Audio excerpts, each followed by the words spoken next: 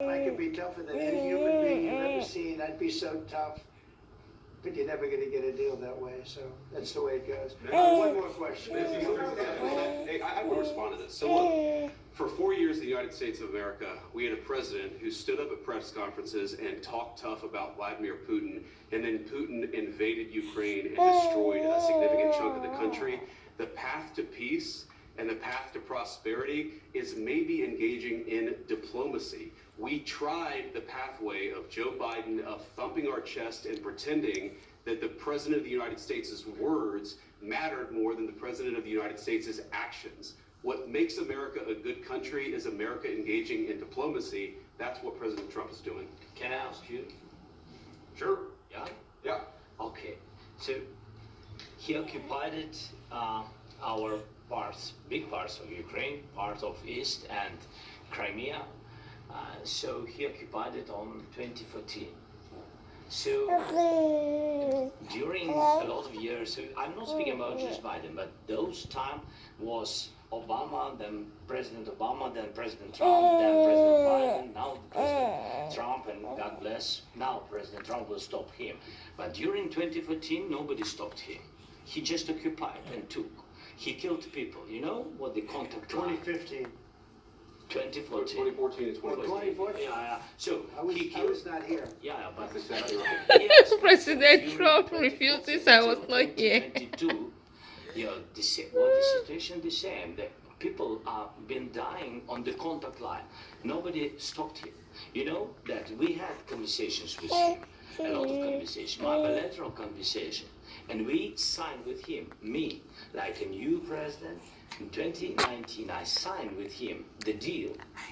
I signed with him, Macron and Merkel, we signed ceasefire. Ceasefire. All of them told me that he will never go. I think Zelensky has a point here. He's worried and concerned because he has been signing the ceasefire deal several times and Russia keeps breaking the deal. So his worry is, will the deal with Trump make Russia not to break their agreement and come back again to destroy Ukraine? What do you mean?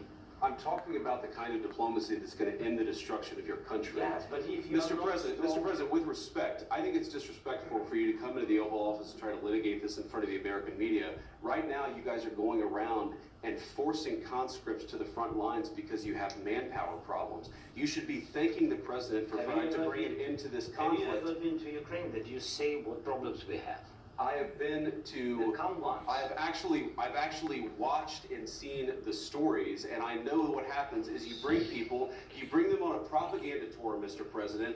Do you disagree that you've had problems bringing people in your military? And do you think that it's respectful to come to the Oval Office of the United States of America and attack the administration that is trying to prevent the destruction of your country? A lot of questions. Let's start from the beginning. Sure. First of all, during the war, everybody has problems. Even you, but you have nice ocean and don't feel now, but you will feel it in the future. God bless. You don't know that. God bless. God bless. You will not have war. Don't tell us what we're Yeah, going to feel. the argument started. Don't tell us what we're going to feel. I'm not telling you. Because you're in no position to dictate that. Remember this. You're in no This is position interesting. to dictate what we're going to feel. We're going to feel very good. Feel influence. We're going to feel very good and very strong. You will feel influence. You're right now not in a very good position. You've allowed yourself to be in a very bad position, and he happens to be right about From it. the very beginning of the war. You're not in a good position. You don't have the cards right now. With us, you start having cards. Right now, you're playing cards. You're playing cards. You're gambling with the lives of millions of people. You're gambling with World War III. This is like a high school fight. World War III. And what you're doing is very disrespectful to the country, this country.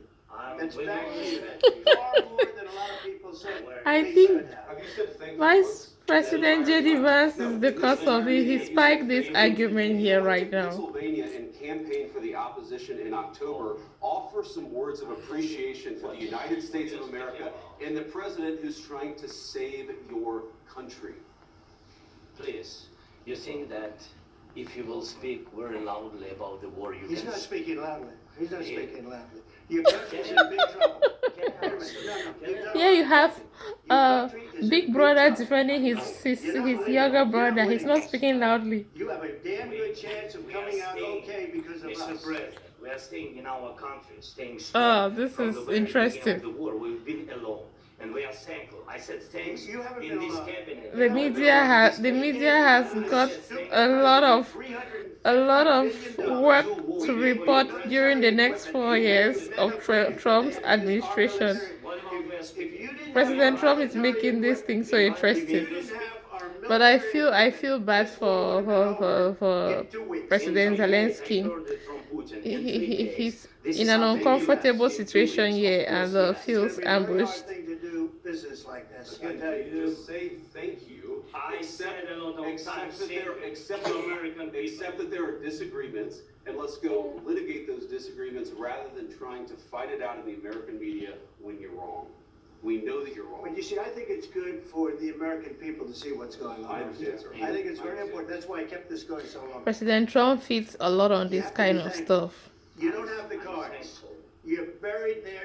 You're people are dying. You're running low on soldiers. Listen. Is this deal going to be signed today with such heated argument? And then you tell us, I don't want a ceasefire. I don't want a ceasefire. I want to go and I want this. Look, if you can get a ceasefire right now, I tell you, you take it so the bullets stop flying and your men stop getting killed. Of course, we want to stop the war. But you're saying you don't want a ceasefire. But I said to you, I want a ceasefire. with guarantees. Because you get a ceasefire faster than an agreement. Ask our people about ceasefire, what they think. That wasn't doesn't with matter me. for you what That wasn't is- with me.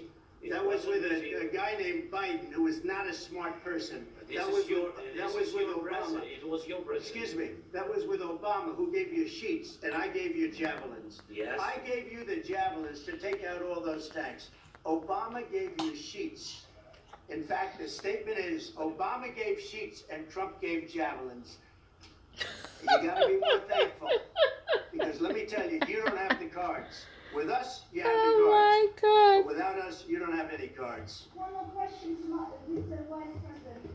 Sorry, It's gonna be a tough deal to make because the attitudes have to change.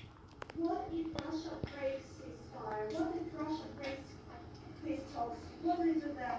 I understand that it's a heated conversation right now. What are you saying? What if She's asking, what if Russia breaks the ceasefire? Well, what if anything? What if a bomb drops on your head right now? Okay? What if they broke it? I don't know. They broke it with Biden because Biden, they didn't respect him. They didn't respect Obama. They respect me. Let me tell you, Putin went through a hell of a lot with me. He went through a phony witch hunt where they used him and Russia. Russia. You ever hear of that deal? That was a phony Hunter Biden, Joe Biden scam. Hillary Clinton, Shifty Adam Schiff. It was a Democrat scam. And he had to go through that. And he did go through it. We didn't end up in a war. And he went through it. He was accused of all that stuff. He had nothing to do with it. It came out of Hunter Biden's bathroom.